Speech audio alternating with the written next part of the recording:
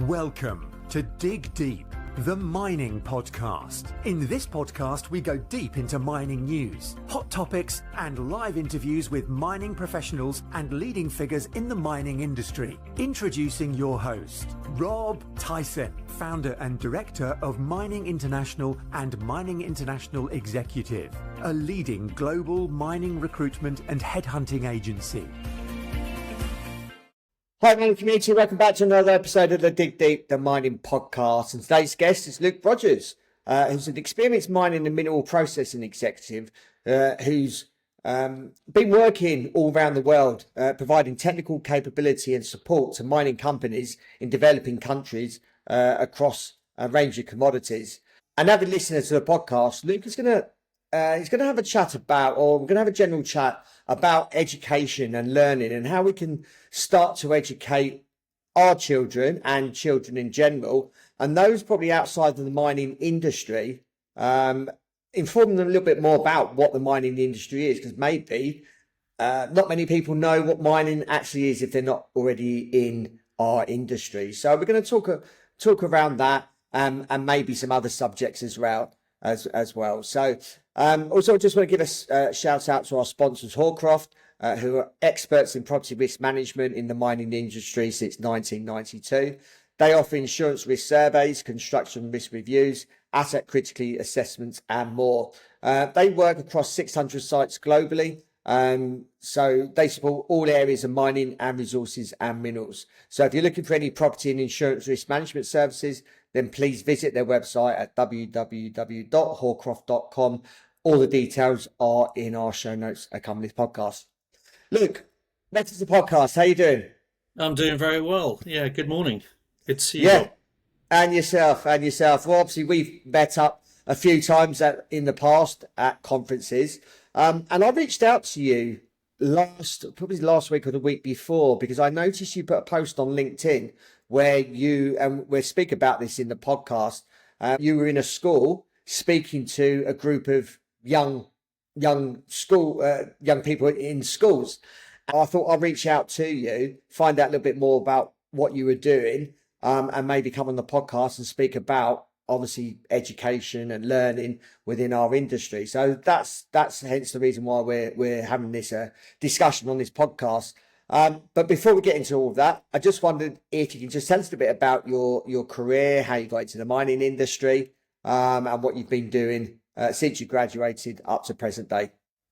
Yeah, certainly. I suppose I should say my first job is as a dad, second job as a mining engineer. So hence why we got onto the subject of education and schools. But yeah, within the industry, I graduated in 2011. I went to Camborne School of Mines as a mature student in 2008.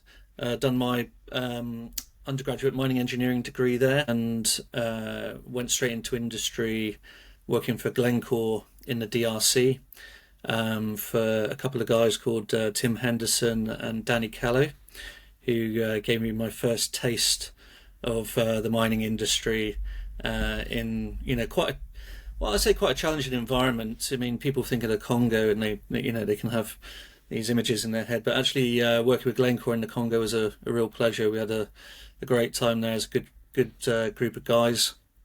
And when I finished there, I went back to Camborne School of Mines again to do a master's in minerals engineering to understand the mineral processing side of things a little bit better.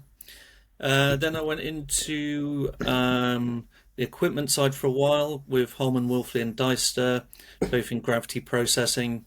And then went back to Africa to work as a country manager for AMR Gold in Sierra Leone.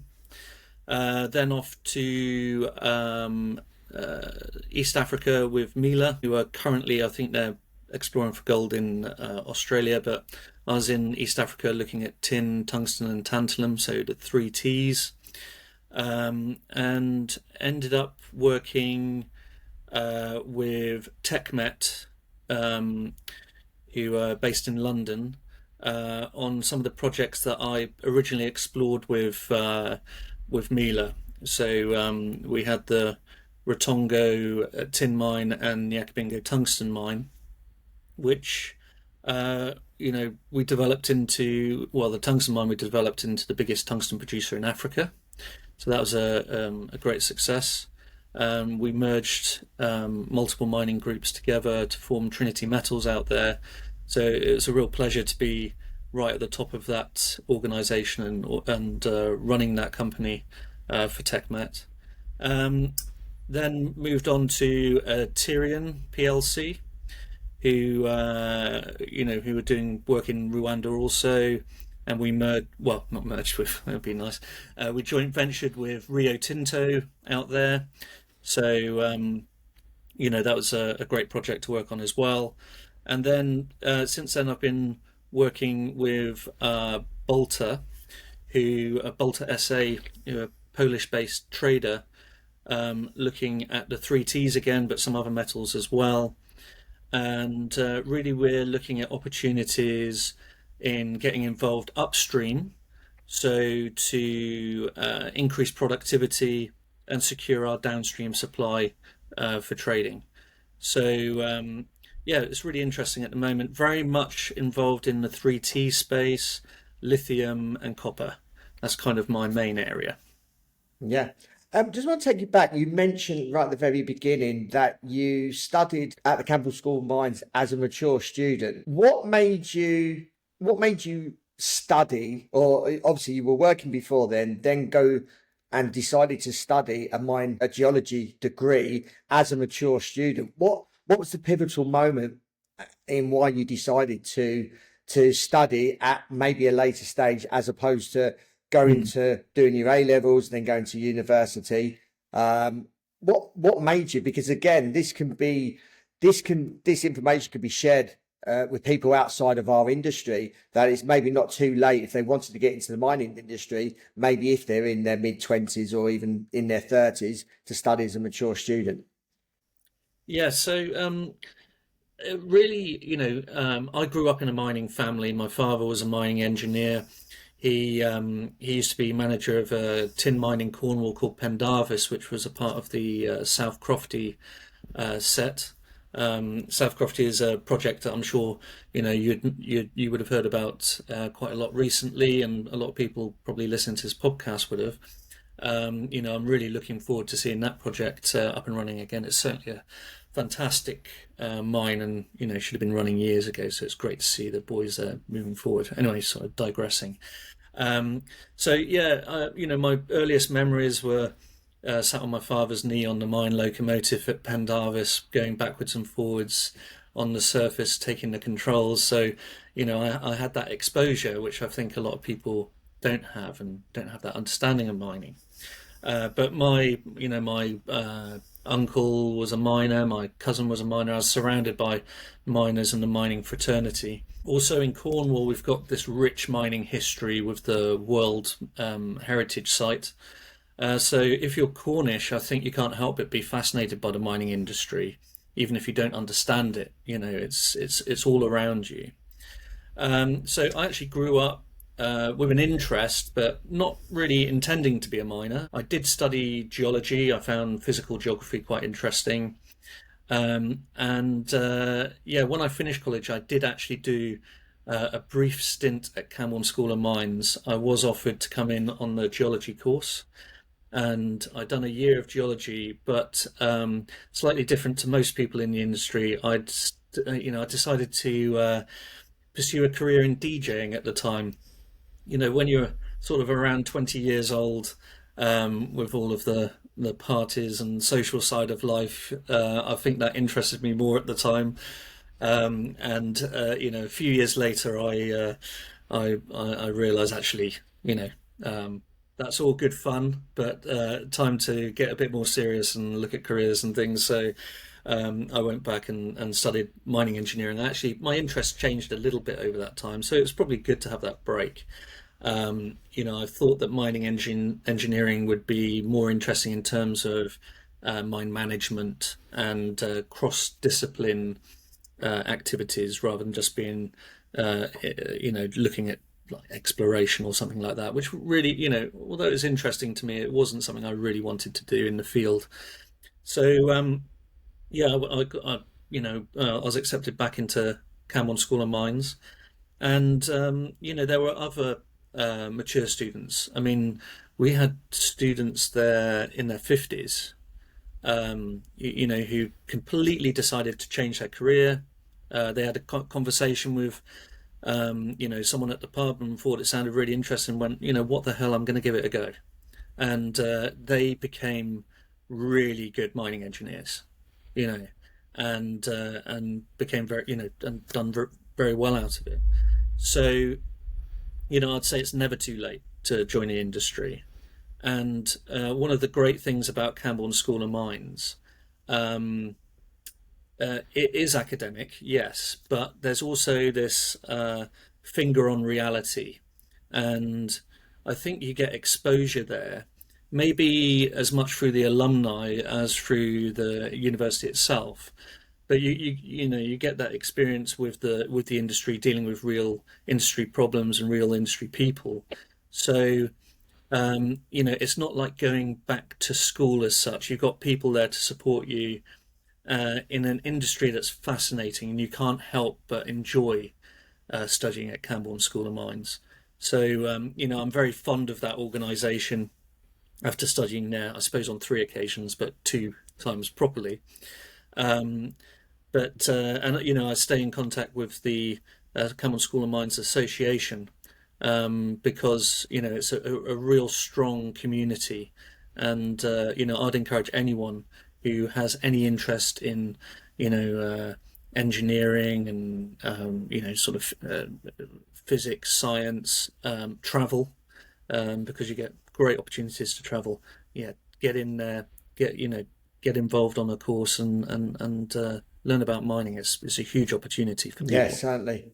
If we look at sort of more present day at what you're doing, as you mentioned early in your introduction, that you're currently working for a Polish trader, Balta SA. What projects are you currently working on, and which area of the sector are some of the projects in? Yeah, so again, predominantly in the 3Ts, so tin, tungsten, tantalum. We also look at mineral sands elements and rare earths as well. So your normal rare earth suite, but also ilmenite, so titanium, zircon, things like that as well. So a bit of a mixed bag, but mainly focused on those 3T sort of critical elements. At the moment, we're looking at projects in Brazil and in West and Central Africa as well. So, really it's traders, I suppose, coming from Glencore, I could see that the benefits of traders getting involved in the mining side of things. Normally traders would just be buying and selling, but actually getting physically involved in the upstream is a real opportunity for them. Not only securing supply but increasing productivity, and that's the main thing that we're trying to focus on.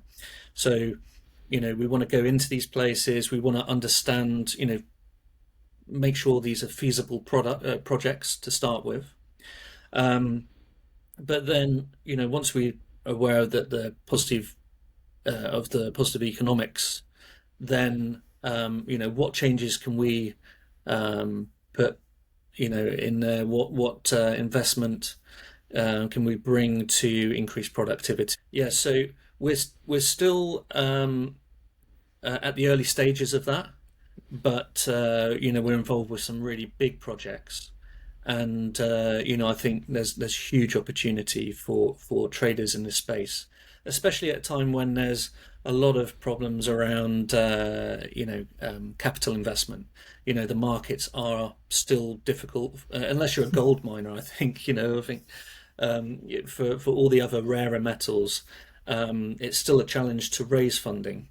So it's a good opportunity for traders to come in and fill that gap and secure their supply at the same time. A question I probably should have asked other guests that have been on the podcast, and I think it's definitely appropriate, and the reason why I obviously approached you.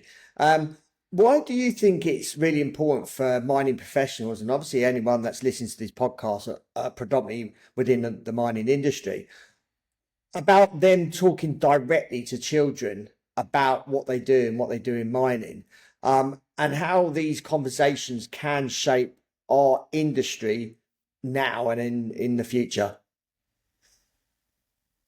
Yeah, well, it's a good question. I was actually at a rugby match. My son's 8 years old. My daughter's 4 years old. So, I'm always very interested to encourage them with anything to do with school, anything they enjoy. I mean, I'd love for them to enjoy STEM, subjects. I mean, if they want to enjoy other things, then that's great as well. But, I'm obviously being a engineer. I'd love for them to also enjoy those same things. So I was at one of his rugby matches, and one of the parents there said to me that in their son's school they were studying about Cornish mining history, and yeah, she said, "Well, would you think about coming into class and talking a little bit about mining?" And I thought, great, I'd love to do that, to encourage children to look at anything to do with engineering and science, to be honest. But obviously, being my specialist subject, it was a real pleasure. Yeah, so yeah, I put my name forward. It's actually something my wife done a year ago as well. So she's a mining engineer working for Halliard, who have an office in Truro in Cornwall. And I remember hers went down really well. The parents were fascinated to learn about mining as well as the children. So it was great. So yeah, I was keen to do something similar. So we went into the school, and yeah, the kids were really engaged. It's one of those sort of mysterious industries where people don't talk about it day to day, but you're doing some really interesting things. You're dealing with big toys, explosions, tunneling underground into the unknown. These are great things to talk about with children, that sense of adventure. So yeah, I mean, it was great to do it. And a lot of the problems around climate change and future material supply, mineral supply, material supply, in terms of like ethical sourcing and things. These are all problems that are going to be very relevant to them. I mean, I'm only 44, but it's still a few years away before the planet starts overheating and everything else. For me, it's not so much of a problem, but for them it is a problem. You look at the geopolitics now, all around critical mineral supply. This is very much something that they're going to have to deal with. So, getting them interested in around the subject now, I think will only help the industry in the future. And also, I think it's just general education to the public, because they're not all going to grow up to be miners, but they'll all grow up understanding a little bit about the mining industry. And I think even if we've just achieved that goes a long way. Because the industry certainly doesn't have a great reputation, and there's no reason for that. I mean, we hear about dams collapsing in other countries and mine incidents, but these are quite rare events. It's just unfortunate they happen on such a big scale that they're very well reported. So then everyone thinks this is the day-to-day life of a miner. You've got people dying all the time and all these big catastrophes. What they don't talk about is the fantastic stuff around, community development, around supplying the minerals needed for the energy transition. And we have to do a lot more to educate the public as an industry and get out there face to face, friends, family, going into schools, going into community groups. Why not the Women's Institute or something like that? Go in there, talk to them. Doesn't matter. Just get people to realise how good this industry is and what the opportunity is, not just for individuals, but also, for the country, for the communities themselves, in terms of the microeconomies that build around mining, mining operations. So, yeah, I'm probably going a bit off piste there, but yeah, I'm pretty passionate about Yeah, this no, sort of that's thing. fine. Be good to hear what the children said about you, obviously educated them around mining. And also, I suppose, what common misconceptions would they typically have about mining? And I suppose, how can professionals like yourself effectively address and reshape their views? Yeah, good question. So, I mean, right from the beginning of that class where I put the clip up, the first question I had was, "Excuse me, sir, do you use one of these?" And I looked at the boy and said, "Well, maybe, but if you'll explain to me what it is, then I might be able to answer." So he's saying it's for something that you push down on and it makes a bomb go off. I went, oh, So, an exploder. So I went, yes, we do use those, and it's really good fun. But I'll come back to that later in the lesson. And so I started to talk a little bit about mining history around Cornwall. Excuse me, sir, do you use one of these? Like a candle with a spark coming out the top. I went, yes, we do use explosives, but I'll come back to that. So, I mean, it became evident, that they want to know about the toys and the big explosions and all of the crazy stuff that I think fascinates all of us. Even I'm not going to lie, even at 44, I still love all of the big blasts and things. So yeah, but it's trying to veer them away from that and discuss some of the other interesting and positive things about mining as well. So yeah, I mean, it's great to have that enthusiasm now. But really, what's quite interesting is, although they're quite young, and so you wouldn't expect them to have a huge amount of knowledge of mining. It's getting them to think about what around them comes from mining. So we're sat in the class, I'm explaining that the blocks that make the walls, are mined. The table legs are metal, they're mined. The filler in the paper that makes it all glossy, is from China clay. So, the toothpaste is also from China clay, and pharmaceuticals and things like that. So all these things that are mined in Cornwall are actually used in their day-to-day products. It's also explaining, like I mean, every kid now these days has access to an iPad or something similar, and saying to them all of the components inside that make so they can play games and watch videos. All of that circuitry is all from copper and tin and all of the other rare minerals. So it's really getting them to embrace, actually, mining has produced almost everything around me. I was explaining, obviously not the wood, but other than that, pretty much everything is coming out of the ground. Even their plastic chairs are coming from the oil industry. So it's explaining about the extractives industry in general, how important it is to our day-to-day lives. And they were fascinating because, they've never thought about where these things come from. So, yeah, just getting them around that sort of thought process and getting them to engage. Yeah, it was good fun. And they just really wanted to learn. And I suppose at that age you really do. But they were really fascinated to hear where everything comes from. I mean, one of the props that I was using was from my days in with Glencore in the copper belt. I had some malachite and I had some copper. I mean, you've got bright green malachite and you've got copper, orangey coloured copper. And I'm saying, this is the same thing. This comes from this. And explaining about, I mean, obviously in very basic terms, about processing and how you can turn rock from rock into a product that we're using all around us. And yeah, they were so keen to learn. And I think the more of us that get out there and talk to people, um, the more people want to absorb. So I think it's just important to spread the word. And I suppose as you were speaking to them, they're looking at the end product, i.e. working in the mining industry. However, you've got to go through a process of obviously learning.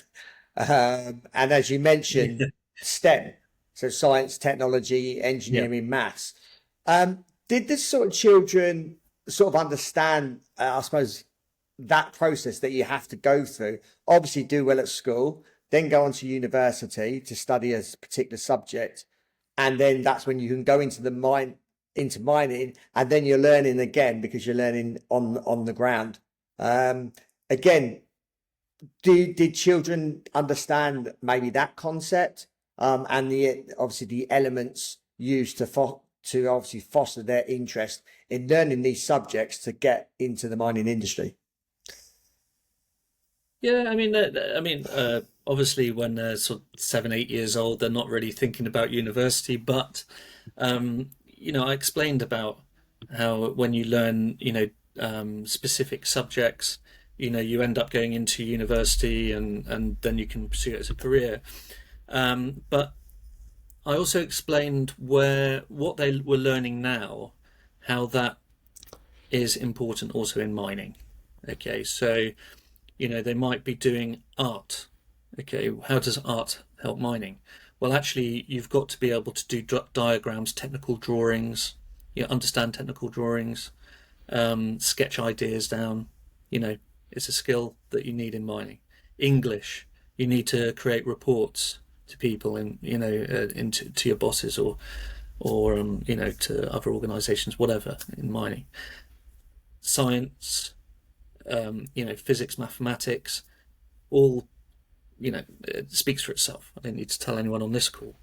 But explaining to the children how every single lesson that they were learning was really important, actually, for preparing them for, industries like mining, and getting them to understand that. Also, I said to them, well, you sit in here and you might do some colouring in, or you might, read a book or something like that. Well, I went to mining school, and in mining school, we get to blow things up. So we'll sit in the classroom, and that detonator that you showed me, we'll learn how to wire that up, and we'll get to use it, and their eyes lit up. So it's just making it exciting. And I think anything to do with science, I just remember at school, all of the all of the exciting stuff was around, potions and, things bubbling up, blowing up, things changing color, and the more interactive you can make it and the more engaging, they do understand, and I think that, they want to, I'm sure if I asked half of the class would probably want to be a miner after that presentation. Maybe it'd be great if one of them did end up getting there. So it's a good experience. From what you were just saying, I live in Kent, and I live around coal mines. Well, they were coal mines, but I never ever remember anyone speaking about mining, or even coal mining, even though it was when I was growing up and at school. No one was actually even talking about mining in and around where I was. My dad wasn't a miner; he was a tradesman, he was an electrician. But no one actually spoke about mining, so I wouldn't have known anything about mining. So what you've done, even though you are surrounded by mining, is just brought it to light. And I go back to a conference that I went to in Australia, where a mine engineer was on stage. He lived in Orange, which is a regional town in New South Wales, I believe. So again, surrounded by mining, but he didn't actually know anything about the industry, even though he's surrounded about it. He only knew more about the industry once he started studying it. So what you've done is just open up some children's eyes, but I suppose that needs to continue periodically or whenever, but just to keep, I suppose, sending that message about mining. So it's not just a one-off. I suppose it does need to continue education and just speaking about the industry. And I suppose anyone that's listening to this podcast, and it's not just we do this once, it needs to be continuous, to continuous education, hence the reason why I do these podcasts, continuous education about the mining industry. So I thought I'd just drop that in, just because of what you've just mentioned, being obviously surrounded by living in Cornwall, surrounded by mining. Yeah, and to be honest, since I posted about going into that school, I've had a load of people I know who are in, either teachers or linked to schools in some way, approach me and say, "Oh, could you come in and talk for us?" I said, "Absolutely, be a massive pleasure." Even homeschoolers, they've said, "Can you still speak to our children about, these sort of things?" I went, "No problem. Anywhere where we can just spare a little bit of time and just go out there, it'd be great to encourage these kids." I mean, in Cornwall, one of the biggest, although we're surrounded by mining, it's all about history. It's not about mining today. So when I was talking to the kids, I talked about mining history for about 5 minutes, and because we've got such a rich heritage, but it's relevant today. And, some of the fantastic things that's happening in Cornwall right now. I mean, we mentioned South Crofty already, but you've got Cornish lithium, you've got British lithium, you've got Cornish tin. Imerys are still a massive employer and exporter of minerals out of Cornwall. I mean, they're the ones who are actually doing it right now. So, there's lots happening. I mean, even with myself, I've teamed up with Alex Lemon from Macango, Ed Loy, another colleague of mine, and Ben Sumpter, who people would have seen on TV on like Rick Stein's Cornwall. So Ben's a friend of mine, and we're actually looking at we've set up a company now, and we're looking at some opportunities for geological exploration in Cornwall, and looking at a new twist on some other things, but it's very early stage, so I'm not going to go into that now. So Cornwall is really going places. The mining industry is it's in resurgence. So but I can remember back in the 1980s when mining collapsed here. Okay, South Crofty, I think it was 1998 when it finally closed, but pretty much it closed in the 80s. That's when all of the big crash happened. It was devastating for Cornwall, especially Camborne Red Reef, right in the centre of Cornwall there. Just the poverty and everything that was, it really, although my father stayed employed, he went out to Africa and he pursued his career in Africa. And I used to go and visit him there, and you can't, be on a fly in, fly out. A lot of families didn't have that opportunity around Camborne Red Reef, and so even now, when I go in looking at mines, I'm thinking about mine closure as well, and how can we best mitigate when that happens? And normally, the best time to start thinking about that is right at the beginning of a project, so you can plan it in. And that's some of the things that we were looking at in Rwanda when I was running Trinity for TechMet. Now, so I think it's now we've got this opportunity for this growth in Cornwall. We really need to get everyone on board, and I think rather than having the Cornish people thinking about it as history, to have to think about it as opportunity today. So it's all a part of wider education in the community, not just children. And that's really one of the other things that I'm doing with this, and trying to promote that passion for the industry and getting people involved.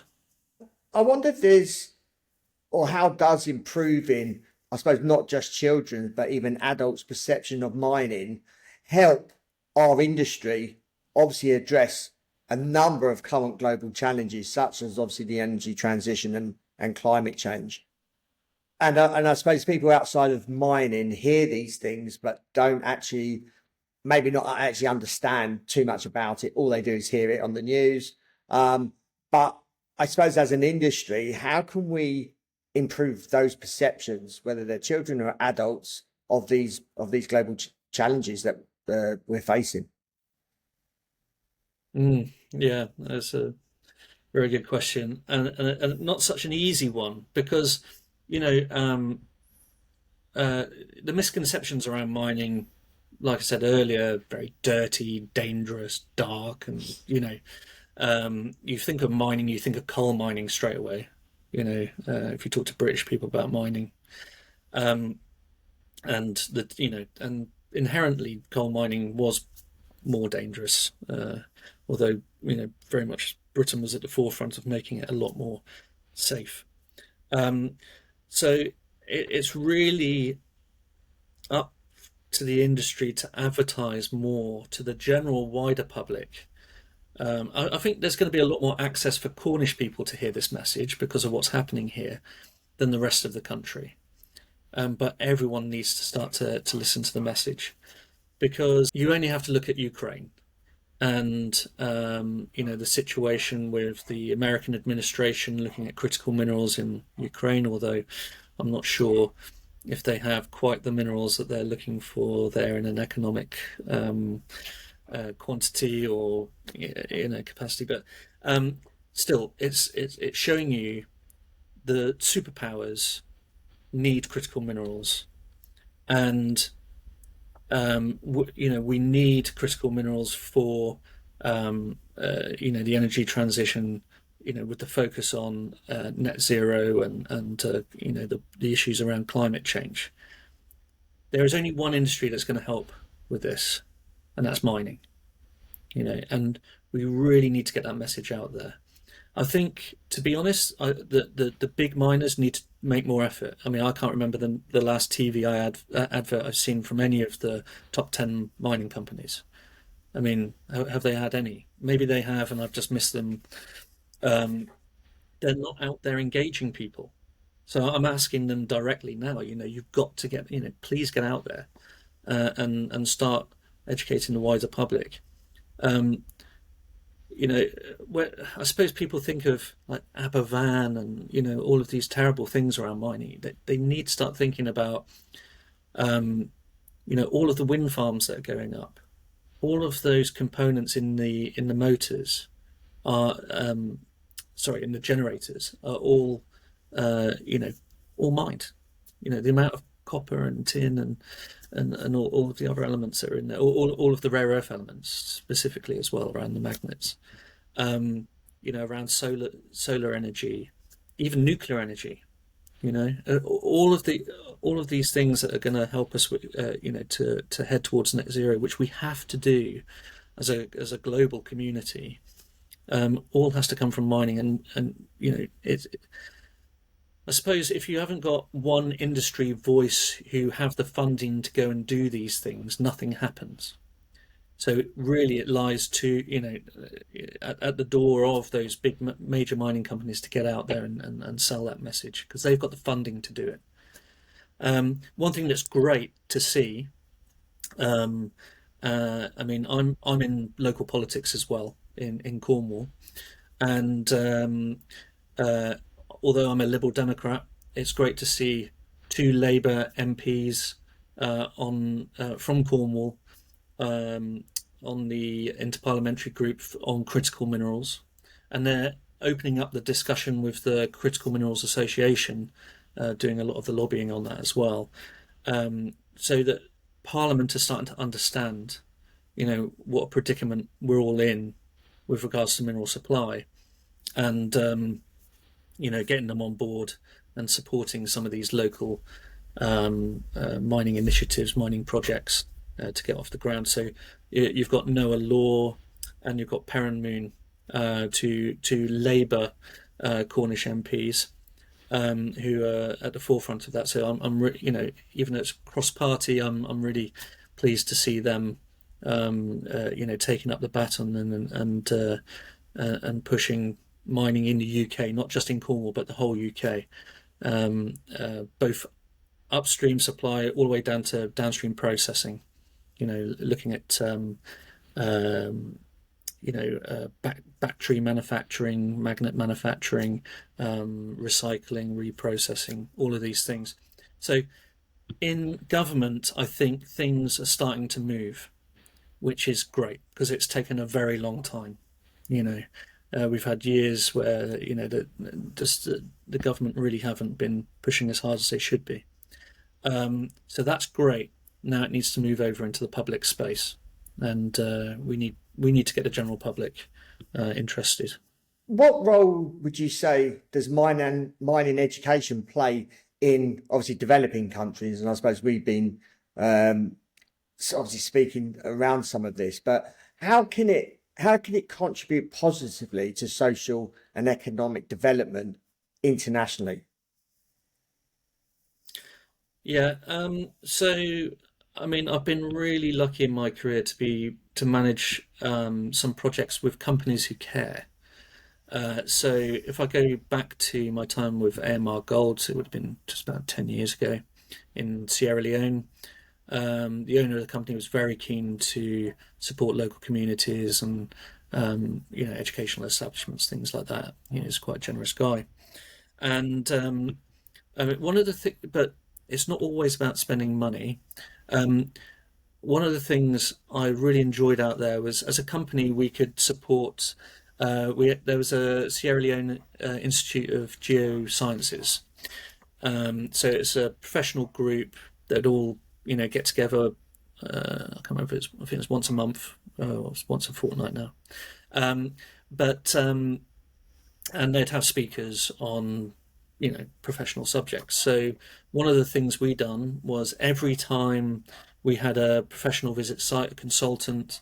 I mean, we had, I remember once it's Catherine Goodenough from the British Geological Survey, some people will know on this call, and Dick Steiner, who's now the head of the geological master's program at Camborne School of Mines. He was out there doing some consultancy at the time, and some others as well. And we always said to them, if you're coming and working for us, you must, or if we're doing something for you, you must come and help us with this, and go and give a 1-hour presentation on your specialist subject in the geosciences industry. To students and young professionals, and it went down really well. Didn't cost us anything, but it's about doing. You've got to get out there and do stuff. Things don't happen. You've got to be proactive. So that was really good. Then, in Rwanda, at Trinity, we've done a lot of work with, the local communities, local government, but that also goes with the university. So we used to take in interns. We had a policy of trying to really promote Rwandans rather than bringing in people from outside. And anyone who was coming in as an expat from outside, it was very much a focus of knowledge transfer. We're there to help. We're there to hand over the knowledge that we have, and then it should be left to the Rwandans to continue, because it's their country, and it's very much built around an indigenous workforce there. So that was the way we tried to promote it. And I think even now, there's not huge numbers of expats. It's really trying to bring up the people from within, and I think the guys out there are doing a brilliant job at the moment, looking at their recent posts. So I suppose what I'm saying is really engage with local universities, schools. I mean, even next to the mine, we had a primary school and a secondary school, and I used to go in there. I'd talk to the children. We would support the schools, obviously, being right next door to us. We'd, if they're building an extension, we'd help them build the extension, cooking facilities, all of these things. But you've got to be actively involved in the community, and I think most of the engineers, at least, I can talk for the Camborne School of Mines, they're coming out with very much an ethical approach to mine management these days. It's not just all about 100% about profits. We look at the bigger picture, Because I think you get more profitability if everyone's on board anyway, to be honest, because everyone's motivated and energized, you get a lot more out of it. So it's sort of, it's a win-win situation. But yeah, if you get out there, you're talking to the local schools, you're talking to the local university, you're getting the interns in, you're creating an energy, you're creating that buzz, and it'll pay dividends. Obviously, we started this podcast off around yourself going to a school and obviously educating the school children. What advice would you give sort of any other mining professionals that are listening to this episode, or just any other mining professionals who wish to engage with schools, communities? It could be even colleges of higher education, and it could be something outside of mining, to inspire the next generation of industry leaders and decision makers? Well, getting hold first thing, getting hold of the local head teachers, even local councils, regional education authorities. Give them a call, send them an email. Is there anything going on? Who can I speak to? Really keen to get involved. I know I just can't remember the exact name of it now, but there's initiatives out there, especially in STEM, to get professionals to interact with with students at all age groups. So the more of us that get involved with that, the better. And it's literally just a phone call or an email, and you'll be in there. There's hundreds of schools out there who are dying to get people in, rather than just talking about the same old syllabus. Actually having that interaction with people who are in the game, from any side of science, or any side of STEM, should I say. They jump at the opportunity. So, it's just make that effort, go out there. Probably, you're, here, I guess I would have gone to the Education Department of Cornwall Council, to make that first inquiry. But I know all of these councils are really happy to connect people. That's one of the main reasons why they're there. So yeah, just get out and be proactive. And lastly, I know you're putting your foot into politics, and you've mentioned it a few times. I just wonder if you can just tell us a little bit more about that. What made you get into politics, and I suppose what you're ideally looking to achieve. Yeah, well, it's not so much what I'm looking to achieve; it's I'm trying to achieve for local people. Really, I suppose any politician would say something like that. But no, I mean, I've always been involved in community. I just think it just makes life way more fun when you've got these sort of projects going on. I mean, for years I was a volunteer cliff rescue officer with the Coast Guard. So when I gave that up to go out to Africa, actually, with mining, I was always a bit disappointed because I really enjoyed doing something for the community back home. And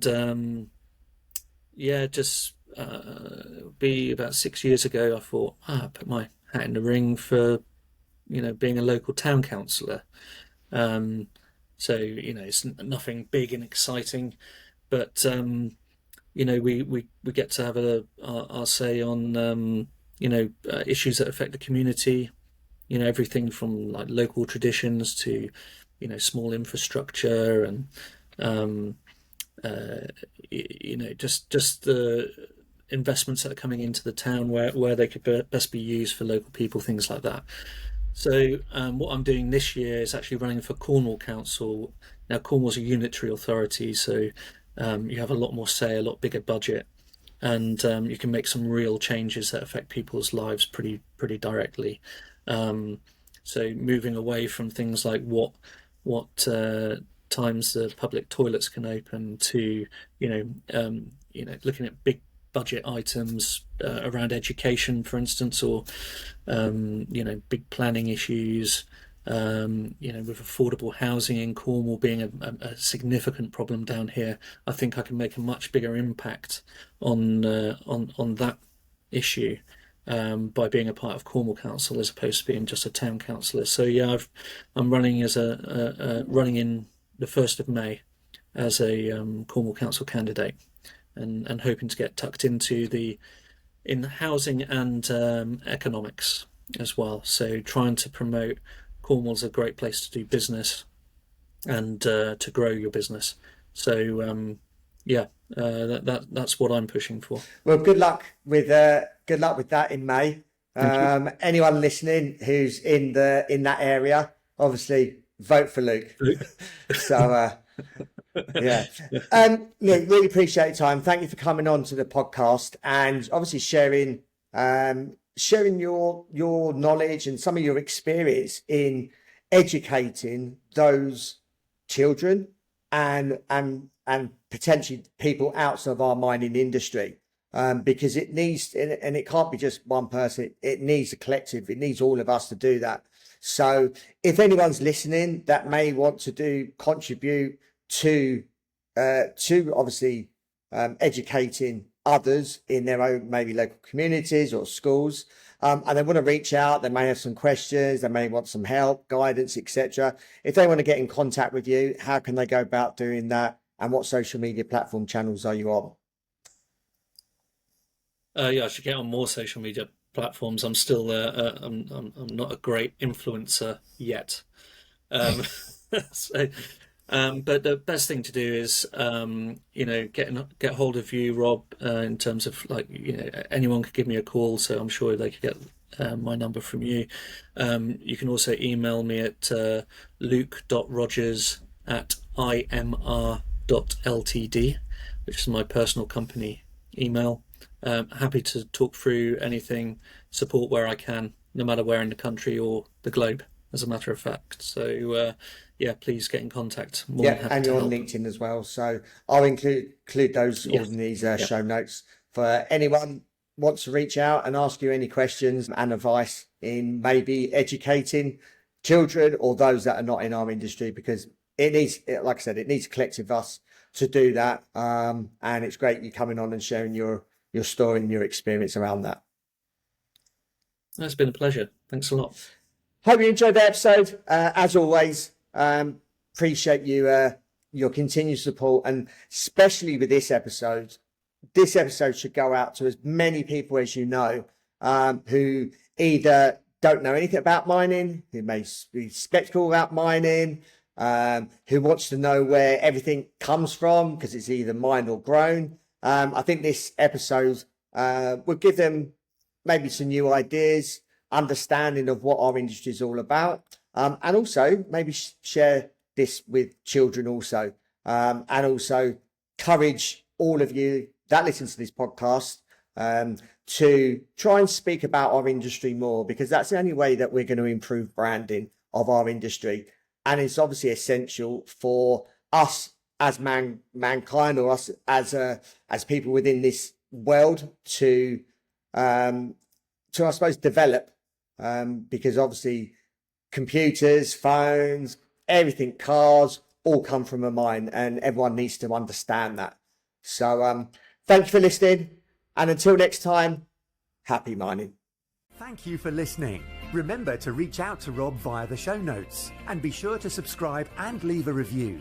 Until next time, happy mining, helping each other to improve the mining industry.